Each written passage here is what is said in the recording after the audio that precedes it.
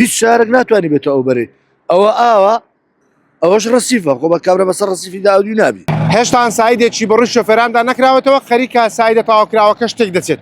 ئێرە دوو سایدی ژین دارەتووە کە لە 21 پێنجی ساڵی 2024 بەردی بناغی دانرا. درێژی شەقامەکە نزیکەی 3 کیلۆمەترە و لە 1 2025 لەلایەن وەزیری شارەوانیەوە سایدێکی بە ڕووی شۆفێراندا کرایەوە. هەر لەو کاتە ساسان عەونی وەزیری شارەوانی ڕایگەاند کە لە دوای تەواوبوونی ئەم سایدا ڕاستەوخۆ دەست دەکرێت بە کرتاوکردنی سایدی دووەم. بەڵام تاوەکو ئێستا هەر لەو ڕۆژەی کە قیرەکە تەواو بوو ئێرەیان جێهێشتووە و هیچ ئامێرێک لێرە کار ناکات. دەمێت قسە لەگەڵ یەکێک لە دوکاندارەکان بکەم. کاک محەممەد سڵاوت لێبێت دەوەرە یەک دوو قسەمان بۆ بکە کاکە چۆنی سیحەتت چۆنە دەنگ و باست بەخێرات پێم بڵێ دەکەین سپاس دەکەم. ئەم شەقامە نزیکەی زیاتر لە 2 ساڵە.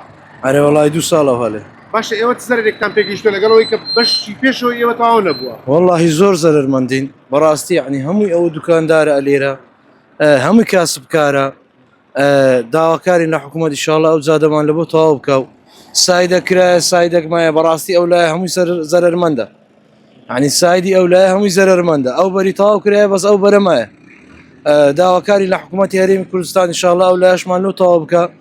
ئەمە مەمنون یعنی بەشێک لە دوکانەکانی سەرەوە هەر چۆڵ کراون. ئەی هەمووی زەرمەند بوو هەمووی چۆڵی کردو هەمووی ڕۆیشت لەوەری کەسی کاسبی نماوە هەمووی کاسبی نماوە هەمووی لێرە لە سەو زادەیە سایدی ئەو لایە بەخۆی زیاتر کاسبکاری لەسرە بەس کە ئێستا و سایدە قیر نەکراوە هەمووی زەرمەند دەبێت. چۆن وەزیری شارەوانی لەگەڵکردنەوەی سایدی یەکەم ڕایگەیان هەرکە تەواوبووین دەست دەکەین بە قیرتاوکردنی سایدەکەی تر هیچ کاریان کرد لێرە؟ وەڵڵاهی قەولیاندا گوتیان یەکسەر ئەو سایدە خلاص بە یەکسەر ئەم سایدە دەکرێت ئەوش هیچ نەکراوە تا ئێستا بۆمان.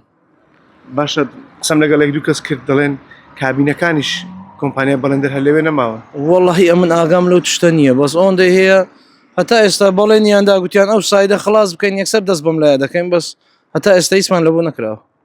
باشە پێم بڵێ جیالەوەی کە هیچ زەرمەند بوون لە دوکانەکانی قوتان ئۆتۆمبیلەکانتان زیانی بەرگیوە؟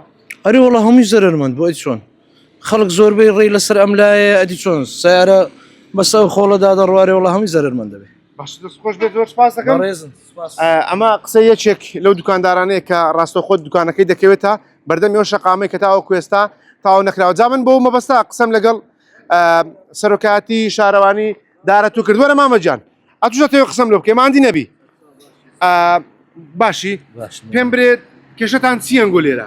بە قورعان کێشە بەخۆی کێشە هەیە حکوومەتیش بە هەر حەق لە هەموو خزمەتەکانی تەخسیری نەکردیا بەڵام ئەوەش بەخۆ دەزانانی بچێ قەیران هەیە ئەو قەیرانانە بووتە هۆکار لە بۆ ئەوی کە پرۆژەکان دوا بکەون بەخۆی لە هەموو دنیای تەمەشا دەکێ هەر پرۆژەیەک بکرێ ئەوەل جار سایدی چون قیر دەکرێت نەک سایدی هاتنەوەی ئەوەی مەعەکسە سایدی هاتنەوەی خیر کرایە سایدی چونە قیر نەکرایە یعنی لۆ نمونە ئێستا ئەگە کامێرەمانەکە تەمەشا بکە ئەو گۆمە ئاوە بابا ئەوە بودجە نییە چارەسەری بکەن خۆتوان ئەو 4-5 قلا بە خۆری لەوەی کەن و ئەو لەو چرکاوە ڕزگارماکەن.